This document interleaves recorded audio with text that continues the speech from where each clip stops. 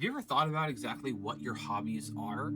You don't really think about it as this is my hobby or this thing is my hobby. You think of what do you like to do in your free time? And this is a really important question because oftentimes we think about the things that we're skilled in, the things that we are able to turn into a career. That is part of our job and that is our most important thing. And then the stuff that we enjoy just off to the side, we just think of that as our fun stuff, as our things that we don't necessarily use or won't necessarily use. It's just fun. Well, when it comes to life, it is amazing how many times our hobbies, when we take them far enough, actually become what we do for the rest of our lives. And this is why I'm asking, what kind of hobbies does your character have in your book? And this is really, really fun. And I really want you to have a little bit of fun kind of diving into this one, because hobbies can be a lot of things. They can be anything from crafts, so just creating something, maybe like leatherworking. Maybe a hobby became blacksmithing. Maybe a hobby was weaponsmithing. I don't know if you guys have seen the show Forge and Fire, but some of these bladesmiths, they just do it as a hobby, but they're really, really good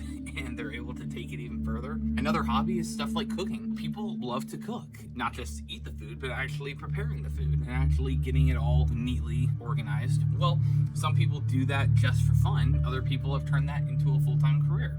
Fishing is a hobby that people have. But again, you can go out and fish for your fish, you can fish for other people, you can actually use it to make money. So when it comes to your characters, what kind of hobbies do they have? And I encourage you to think in this way. What do you like to do for fun? If you think about what kind of things you like to do for fun, they're the kind of things that you can find yourself really putting a lot of time into. And that's really, really important as a character.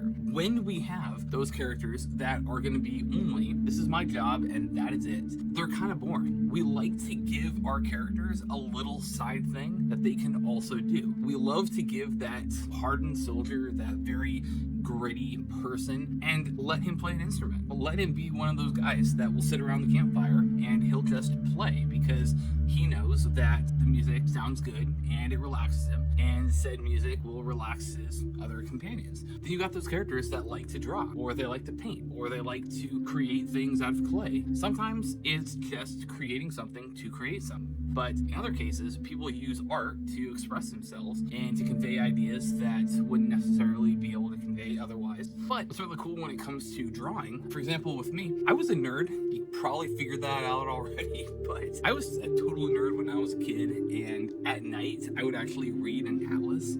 I actually enjoyed looking at maps and just studying maps and learning about places. Well, I didn't really think much of it, but then all of that old stuff that I had done, that translated well into when I made my maps for my books. And again, map making was a hobby. It was fun. But then when I got into writing, I realized that here's something that I could actually use in a logical way. Writing, hobby at first, now it's something that I can actually make money off of. The same as just my art. I actually do all of my internal designs. I actually do all of my cover designs. I know how to get something to look the way that I want it to look, and then I make it so. Plus side, cuts down on external fees, but I enjoy it. I genuinely enjoy creating my covers. I really enjoy creating my maps. It's fun. Well, take your other characters.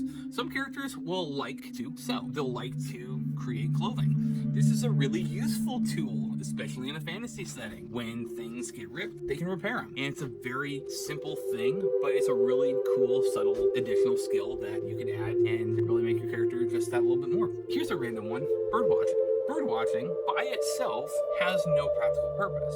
If you're just watching the birds because you enjoy watching the birds, that's going to be it. However, one thing that someone who does study birds is going to know is they're going to know stuff like migratory patterns, they're going to know stuff like behaviors, they're going to know stuff like locations, they're going to know if a bird should be in a spot or if it shouldn't be in a spot, and they're going to recognize if they're out in the wild, if that bird acts a certain way, they're going to be able to respond to it. Understanding how animals react is a very, very good skill when it comes to a fantasy setting especially. But then you've got other people that really love to have pets and they love to take care of animals, well, we already know that a veterinarian is a very legit career path, but you're gonna have people that are just good with driving horses, cattle. In a fantasy setting, you can obviously see how being able to ride a horse would be very, very useful. You've got people that love dogs and love raising dogs. Well, in a lot of fantasy settings also, you're gonna have a dog or a wolf as an animal companion for hunting purposes. You got people that are fans of falconry,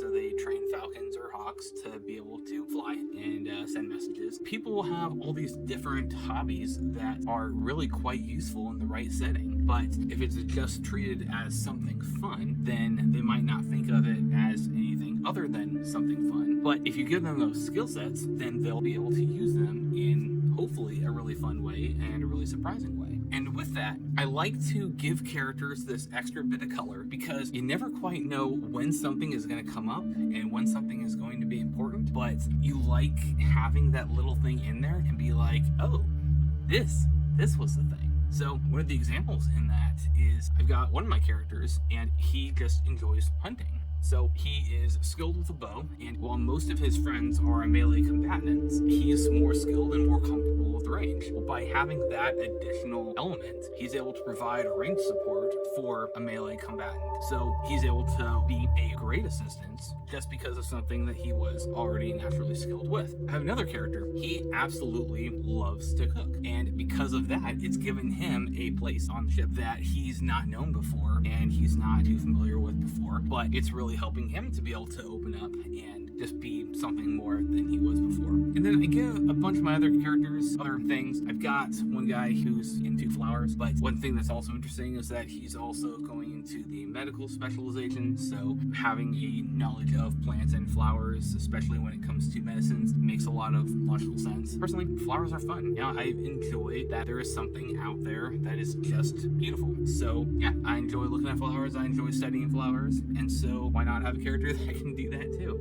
So when it comes to your characters, give them the job, give them their place, give them their purpose, but then give them a little something extra, because just like the little something extras make you awesome and unique, they're going to make your characters awesome and unique. And who knows, it may be something that will show up somewhere down the line and it'll provide a solution that you never thought was possible. Those are awesome moments. So good luck, happy writing.